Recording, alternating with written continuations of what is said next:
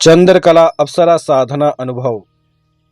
मित्रों, यह जो अनुभव है इसमें एक साधिका ने अपने घर परिवार पर चले आ रहे एक तंत्र का काट किया और साथ ही साथ इस साधिका ने चंद्रकला अप्सरा की ही सहायता से कई प्रकार की रिद्धियां सिद्धियां भी प्राप्त की।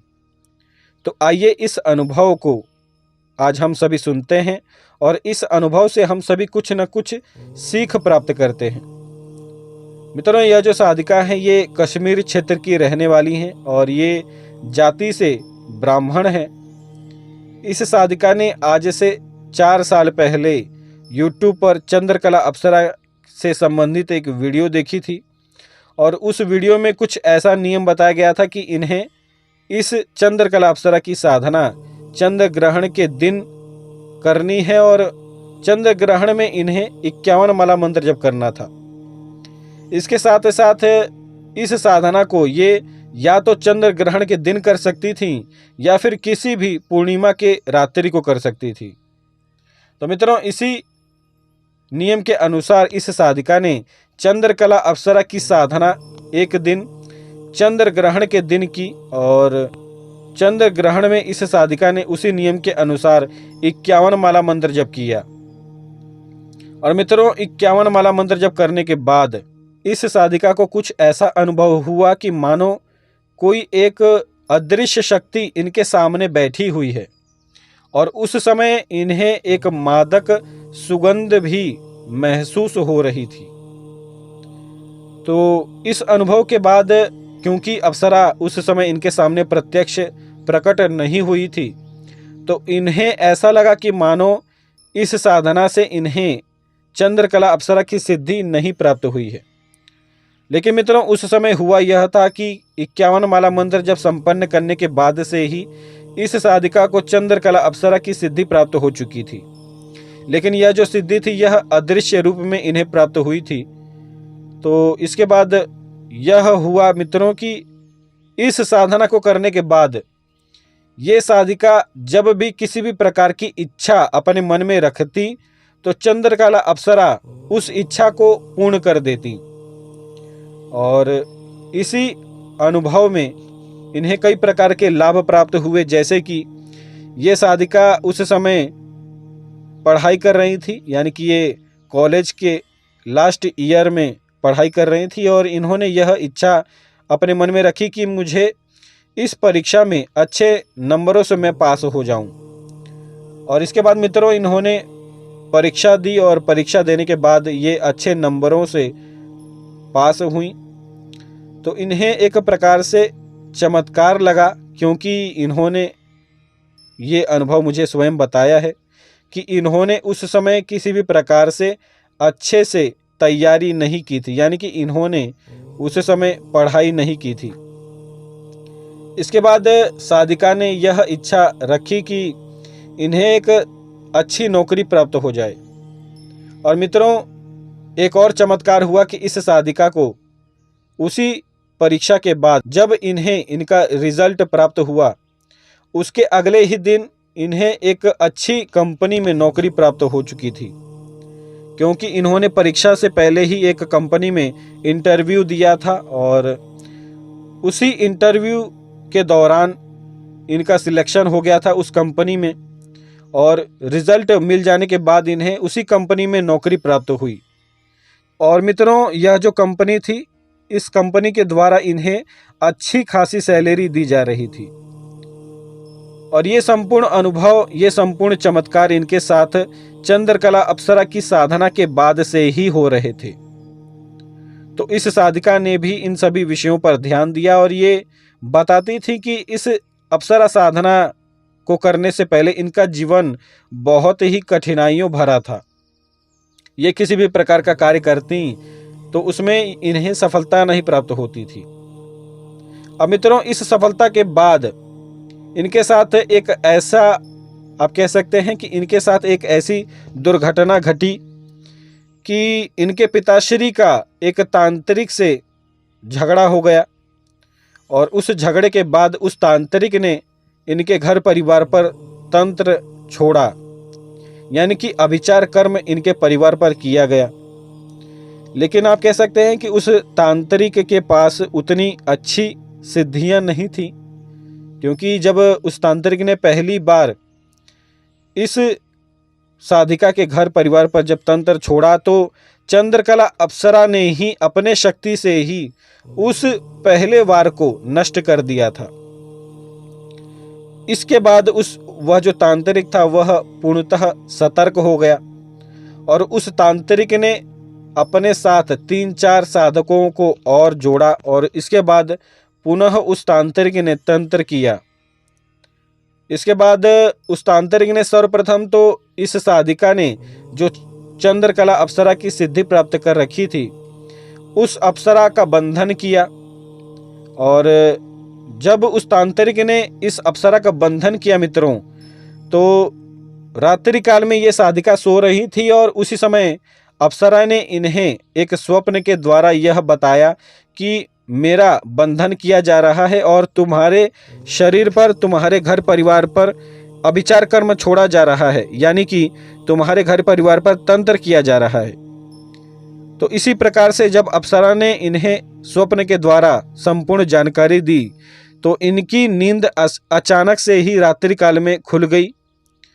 ये पूर्णतः जागृत हो गई और जागने के बाद इन्होंने अपने आसपास देखा तो किसी भी प्रकार से इन्हें कुछ भी विचित्र नहीं लगा। लेकिन इसके बाद, इस दिन के बाद इनके घर परिवार में एक प्रकार से इनका बुरा समय आरंभ हो चुका था, क्योंकि इनके पिताश्री का जो स्वास्थ्य था वह खराब होने लगा। इनके एक भाई हैं जो कि उस अभिचार कर्म के ही दौरान इनके जो भाई हैं इनके मस्तिष्क पर एक बुरा प्रभाव पड़ा और आप कह सकते हैं कि एक हल्की सी मानसिक विक्षिप्तता इनके भ्राताश्री के ऊपर आ गई और कुछ पागलपन इनके भ्राताश्री के ऊपर, यानी कि इनके भाई के साथ होने लगा। तो इस प्रकार से जब इनके घर परिवार में होने लगा, सभी का स्वास्थ्य खराब होने लगा और जो इन्हें नौकरी प्राप्त हुई थी, जो कि एक अच्छी खासी नौकरी थी, ये साधिका उस नौकरी के ही द्वारा अच्छा खासा धन अर्जित कर रही थी। तो मित्रों, इस अभिचार कर्म के बाद इस साधिका का वह जो जॉब था, वह जो नौकरी थी, वह छूट गई, क्योंकि अभिचार कर्म होने के बाद इस साधिका को बार बार अपने माता पिता को और अपने भाई को लेकर हॉस्पिटल के लिए भागना पड़ता था। कभी कभी उनका स्वास्थ्य बहुत ही अधिक खराब हो जाता था। इसके बाद क्या हुआ कि जब इनकी नौकरी छूट गई तो अपने घर परिवार में कमाने वाली केवल यही एक थी और इनके पिताश्री का पेंशन आता था। इन्होंने अपने उसी पिताश्री के पेंशन के ही सहारे लगभग 6 महीने तक अपना समय बिताया। इसके बाद मित्रों, इस साधिका को अचानक से ही यह ध्यान में आया कि हो सकता है वह जो स्वप्न इन्हें आया था वह स्वप्न सत्य हो सकता है। और मित्रों, इस साधिका ने उस स्वप्न के ऊपर ध्यान दिया और पुनः इस साधिका ने एक साधक से संपर्क किया जो कि एक YouTube पर वीडियो बनाते हैं, वह जो साधक हैं। इसके बाद मित्रों, वह जो साधक हैं उन्होंने अपनी शक्तियों, अपनी सिद्धियों के द्वारा इस साधिका को यह बताया कि आपके ऊपर और आपके घर परिवार के ऊपर अभिचार कर्म छोड़ा गया है। और जब इन्हें इस विषय में संपूर्ण जानकारी प्राप्त हुई तो इस साधिका ने इस जानकारी को प्राप्त करने के बाद उसी साधक से यह पूछा कि आखिर मुझे किस प्रकार से क्या करना चाहिए, क्योंकि मेरे पास धन बिल्कुल भी नहीं है जिससे कि ये किसी अन्य तांत्रिक से तंत्र काट जैसा कर्म करवा सके। तो मित्रों, उस तांत्रिक ने, वह जो साधक था जो कि इनसे संपर्क किया हुआ था, उसी साधक ने इन्हें यह कहा कि आपको उसी अप्सरा की साधना करनी चाहिए। इसके बाद मित्रों, इस साधिका ने उस साधक के बताए गए नियमों के अनुसार पूर्णिमा के दिन से चंद्रकला अप्सरा की साधना आरंभ कर दी और इस साधिका ने इस साधना को लगभग 21 दिनों तक किया।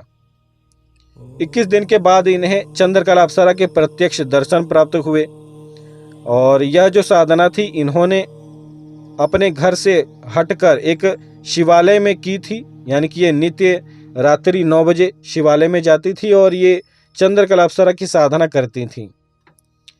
इसके बाद जब इन्हें चंद्रकला अप्सरा के प्रत्यक्ष दर्शन हुए तो मित्रों चंद्रकला अप्सरा ने अपनी शक्ति के द्वारा इनके घर परिवार पर चल रहे अभिचार कर्म का नाश किया। यानी कि जो तांत्रिक ने जो इनके घर परिवार पर अभिचार कर्म छोड़ा हुआ था उस तंत्र का चंद्रकला अप्सरा ने नाश किया। और इसके बाद चंद्रकला अप्सरा ने इस साधिका को बाबा बटुक भैरव की एक साधना संपन्न करवाई और संपूर्ण नियम चंद्रकला अप्सरा ने ही इस साधिका को बताए हुए थे। और इस साधिका ने चंद्रकला अप्सरा के बताए गए नियमों के अनुसार बाबा बटुक भैरव की 51 दिनों की साधना संपन्न की। 51 दिन की साधना संपन्न करने के बाद मित्रों इस साधिका ने एक दिन अचानक से ही ध्यान के द्वारा यह देखा कि वह जो तांत्रिक जो कि इस साधिका के घर परिवार पर अभिचार कर्म कर रहा था उस तांत्रिक की पिटाई बटुक भैरव के द्वारा की जा रही है। यानी कि इन्हें प्रत्यक्ष दर्शन यह हो रहे थे कि बाबा बटुक भैरव उस तांत्रिक की पिटाई कर रहे हैं। इसके बाद इस साधिका ने यह पता लगाया कि आखिर वह जो तांत्रिक था उसके साथ आखिर सच में ऐसा हुआ है कि नहीं। तो इस साधिका ने अपने परिचित मित्रों के द्वारा यह पता लगाया कि आखिर उस तांत्रिक के साथ आजकल क्या चल रहा है। और इसके बाद मित्रों इस साधिका को यह पता चला कि वह जो तांत्रिक है वह पूर्णतः इस समय बीमार चल रहा है और इस समय वह हॉस्पिटल में भर्ती है। तो यही संपूर्ण नियम थे। बाबा बटुक भैरव ने इस साधिका के साधना से प्रसन्न होकर उस तांत्रिक की संपूर्णतः पिटाई की और इस साधिका को तंत्र से मुक्ति प्रदान की। तो मित्रों इसके बाद इस साधिका ने चंद्रकला अप्सरा की ही सहायता से और भी कई प्रकार की सिद्धि साधनाएं इस साधिका ने संपन्न की, जिसमें से एक नवाण मंत्र की भी साधना थी। यदि आप चाहेंगे तो आप सभी को इस साधिका के नवाण मंत्र की साधना का अनुभव भी अवश्य ही दिया जाएगा। तो आज के लिए इतना ही। इस अनुभव को सुनकर आपको कैसा लगा इस विषय में अवश्य ही हमें कमेंट में बताएं। जय श्री महाकाल।